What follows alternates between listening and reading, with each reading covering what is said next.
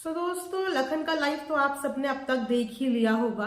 अपनी लाइव में उन्होंने उन फेक पेजेस के बारे में बताया जो नीतू को अननेसेसरली टारगेट कर रहे हैं, उसके नाम की गंदी गंदी बातें कर रहे हैं, उसका कैरेक्टर असैसिनेशन कर रहे हैं और बहुत ही गंदगी उस फेक पेज पे बनाई जा रही है। हालांकि वो फेक पेज लाइव होते होते ही डिलीट हो गया, लेकिन स्टिल उन सारे पेजेस की स्क्रीन रिकॉर्डिंग लखन के पास है और लखन ने ये चीज बोली है कि वो इसके लिए एक्शन ले रही हैं।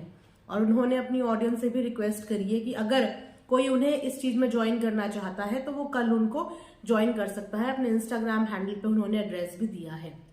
लेकिन अभी मैं उनका इंस्टाग्राम हैंडल चेक कर रही थी तो उसमें मुझे अंकल का एक स्टोरी दिखी, जिसमें मुझे दिखा कि अंकल ने लाइव के नीचे एक कमेंट किया हुआ है और उस कमेंट में उन्होंने बोला है कि यस, एक्शन लेना चाहिए, बहू के कैरेक्टर पे बात हुई, परिवार साथ है। तो ये मैसेज पढ़ के मुझे बहुत अच्छा लगा और यही एक फैमिली का बॉन्ड होता है कि भले ही कितनी ज्यादा नाराजगी हो, भले ही कितनी ज्यादा परेशानियां हो, लेकिन परिवार का किसी भी एक सदस्य के ऊपर जब परेशानी आती है तो पूरा परिवार यूनाइट हो जाता है, एक साथ हो जाता है। तो अंकल ने यहाँ पे अपनी साइड से इनिशिएटिव दिखाया और उन्होंने बोला कि इस लड़ाई में और बहू के नाम पे जो भी ये गंदे पेजेस बने हैं उन सब चीजों में मैं साथ हूं, पूरा परिवार साथ है। इसी के साथ साथ अभी नाफरमान की भी इंस्टा पे एक स्टोरी आई और जैसे कि मैं कल बोल ही रही थी कि कंट्रोवर्शियल किंग नाफरमान जी इस समय इतना साइलेंट क्यों हैं, तो वो साइलेंट नहीं थे। वो अपने एंड पे छोटी छोटी लाइंस मार ही रहे थे, टॉन्ट लाइंस, लेकिन उन्होंने सोचा कि चलो सामने वाला बंदा संभल जाएगा। लेकिन जब सामने वाला बंदा संभलने का नाम नहीं लिया और सामने वाले बंदे ने टॉन्टबाजी जारी रखी तो आज नाफरमान भी अपने आप को रोक नहीं पाए और नाफरमान ने भी अपनी वन लाइनर मार ही डाली। तो कुछ इस तरीके का डायलॉग उन्होंने मारा। कार के अंदर बैठे थे अपने बच्चे के साथ और वहां पे बोलते हुए नजर आए कि बेटा धुंध बहुत ज्यादा है, मतलब ही लोग नजर नहीं आ रहे हैं। क्यों, तुझे नजर आ रहे हैं क्या? देखो देखो नजर नहीं आ रहे हैं। उसके बाद उन्होंने साथ ही साथ एक और डायलॉग मारा कि लगता है बुझते हुए दिए फिर से फड़फड़ाने लगे हैं। ये डायलॉग उनका तब भी था जिस समय पे ये कंट्रोवर्सी शुरू हुई थी मिस्टर आउटसाइडर की और मिस्टर मलिक के बीच में। तो वो कंट्रोवर्सी के दौरान भी मिस्टर मलिक कुछ इसी तरीके का डायलॉग मारते हुए नजर आए। तो अपनी उन्हीं लाइंस को रिपीट करते हुए उन्होंने आज फिर बोला बुझते हुए दिए फिर से फड़फड़ाने लगे हैं।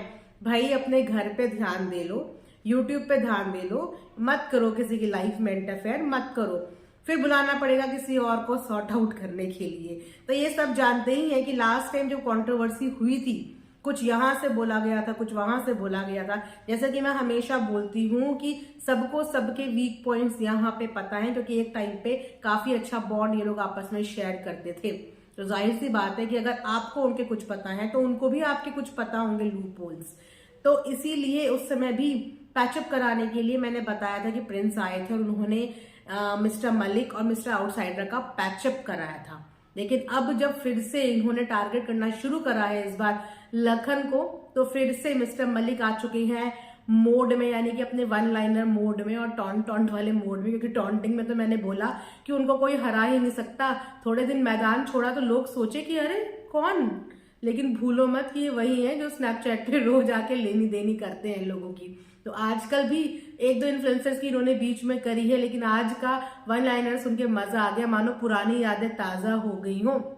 तो चलो ये देख के अच्छा लगा कि इस डिफिकल्ट टाइम पे, इस प्रॉब्लम टाइम पे सबके सब परिवार के साथ हैं, चाहे वो नियर डियर हो, चाहे वो फेलो यूट्यूबर्स हो, चाहे वो फैमिली के लोग हो। इस प्रॉब्लम की टाइम में सब लोग साथ हैं और हो सकता है कि यही से इन लोगों की अच्छे दिन की शुरुआत हो जाए, चीजें सारी सिमट जाए और सब कुछ सही हो जाए। तो मैंने सोचा आप लोगों को भी छोटी सी अपडेट दे दूं कि भैया मैदान में अब मिस्टर मलिक भी कूद पड़े हैं। समझाया है अभी उन्होंने अपने अंदाज में नॉर्मली, क्योंकि वो है बहुत पोलाइट। वो शुरू में समझाने की कोशिश करते हैं, वो एग्रेसिव तो बहुत बाद में जाके होते हैं। पहले वो अपने एंड पे समझाने की ही कोशिश करते हैं कि भैया बातचीत से ही चीजें संभल जाए। लेकिन कुछ कहते हैं ना कि जब सीधी उंगली से घी नहीं निकलता तो उंगली टेढ़ी करनी पड़ती है। तो टेढ़ों के साथ वो टेढ़े बन जाते हैं और सीधों के साथ वो सीधी तरीके से बात करते हैं।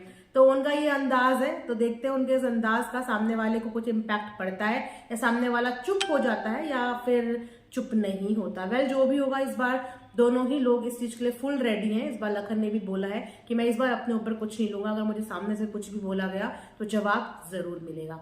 तो चलिए देखते हैं आगे क्या होता है। फिलहाल मैंने सोचा आप सबको एक छोटी सी अपडेट दे देती हूँ कि अंकल ने बहुत ही स्वीट जेस्चर दिखाया, अपनी बहू के सपोर्ट में साथ दिया। देख के बहुत अच्छा लगा और लगा कि हाँ, चीजें धीरे धीरे सही हो सकती हैं और चीजें धीरे धीरे सही हो रही हैं।